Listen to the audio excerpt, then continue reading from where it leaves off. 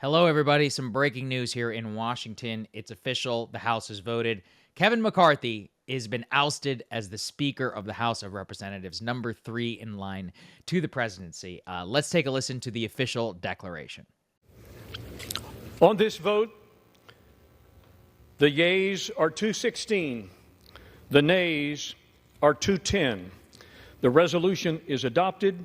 Without objection, the motion to reconsider is laid on the table. The office of Speaker of the House of the United States House of Representatives is hereby declared vacant.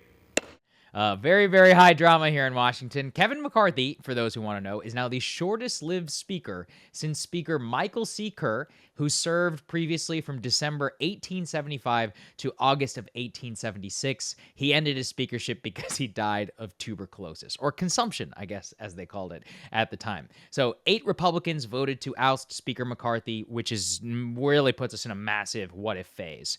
Their names are as follows. We've got Congressman Andy Biggs, Ken Buck, Tim Burchett, Eli Crane, Matt Gaetz, Bob Good, Nancy Mace, and Matt Rosendale. So actually all across the spectrum, 7 of those is basically House Freedom Caucus types. Nancy Mace, much more of like a centrist type who actually has been helped by Kevin McCarthy in the past. I'm just going to lay out 3 scenarios from where we go from here because we genuinely have no idea. And the vote just happened. So McCarthy, he could just grind this out for a few more votes. He could cut deals with some of the 8 Republicans who voted against him. If he wins back, let's say 3 or 4, depending on the attendance within the House, he survives. People in D.C. actually have no idea right now if he even wants to hang on after all this nonsense. He could pull a Boehner and just say, you know what? Screw it. I would continue to be one of the weakest speakers. I don't want to deal with this every single time that I have to try and govern. Forget it. It's possible. If he continues to grind it out, he might continue to make votes. We'll see which way it goes. The other option is he says, screw it. I'm done. He either resigns the House or he just steps back to a normal member. Then there's a huge scramble for who the hell is in the GOP is going to replace him, who can get a majority of the votes. So the last time that the GOP actually faced this, it was probably John Boehner stepping down. Paul Ryan was basically drafted. He didn't want to be the speaker, but they were like, hey, Paul, you're the only one who we can all agree on. Former vice presidential person. Obviously, his speakership was basically a similar disaster, and there's a reason that he ended up leaving Congress and ended up hating the job.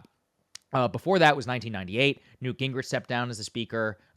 They ended up in 24 hours. The party was able to push Dennis Hastert forward. He had the votes. Obviously didn't work out so well considering what Hastert went on to do. That's a whole other story. The current leading contenders from those who I've spoken with in Washington, this is kind of the list. Number 1 is Tom Emmer. People don't know Tom Emmer. He's the number 3 Republican in the House, Minnesota Republican. He's been there since 2015. He's the whip. He previously been involved in the NRCC. He pursued some statewide office in the state of Minnesota. So, more of a Midwestern type Republican, pretty standard cookie cutter. He's basically the leader because number 2, the Republican leader, Steve Scalise, is sadly undergoing cancer treatment after everything else he's had to deal with in his life. And he's very sick. So people don't expect him to even want the speakership right now.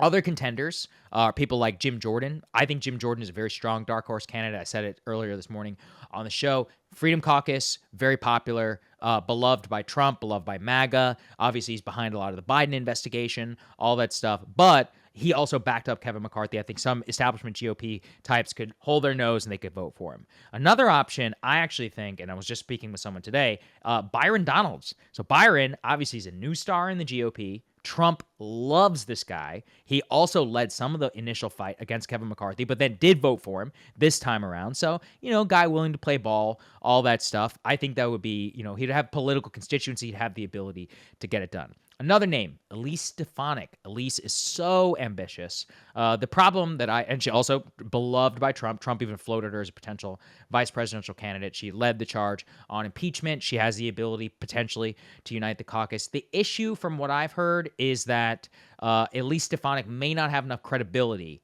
on conservative spending issues that these other 2 candidates would have for the Freedom Caucus types to go with her. Another name that was floated, I actually don't know much about this person, is Congressman Mike Johnson, but apparently he's not necessarily pursuing that.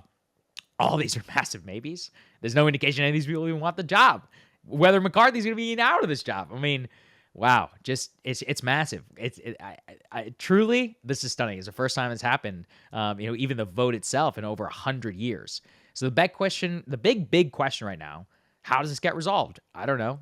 Nobody in this town can tell you.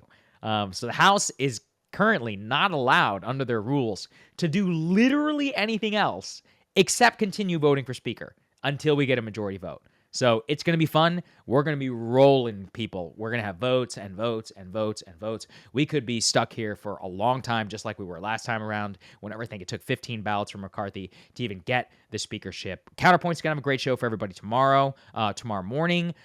I'm certain that a ton of news is going to be breaking overnight. They'll break it down for all of you. Ryan, in particular, has got some great Capitol news sourcing and reporting. So everybody enjoyed the show, and shout out to the premium members who enable us to be able to do these snap breaking news events and all that. It does cost money, and it helps our team. Everybody has to be on call for the entire day. So that's what we do over here. We love you guys, and I will see you all on Thursday. You guys will have a great Counterpoint show tomorrow.